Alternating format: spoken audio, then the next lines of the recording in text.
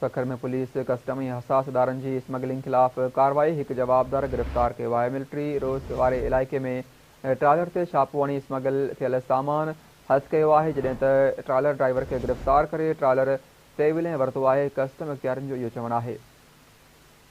Police custom ऐं हसास इदारनि जी smuggling ख़िलाफ़ कार्रवाई।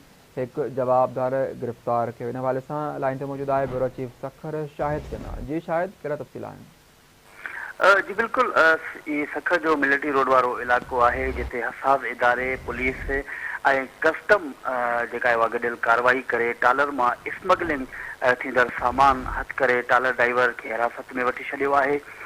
जॾहिं त कस्टम अख़्तियारनि जो चवणु आहे त ॻुझी इतला ते टालर मां गैर मुल्की सिगरेट, सोपारियूं, शरबत ऐं ॿियो जेको सामान आहे उहो हथ कयो आहे, जंहिंजी मालियत करोड़े रुपया आहे। कस्टम अख़्तियारनि जो वधीक चवणु आहे त गैर मुल्की ऐं गैर क़ानूनी शयुनि जी स्मगलिंग जी रोकथाम लाइ कार्रवायूं तेज़ कयूं वयूं आहिनि, जॾहिं त टालर ड्राइवर खां वधीक जेका आहे उहा जांच कई पई वञे। जी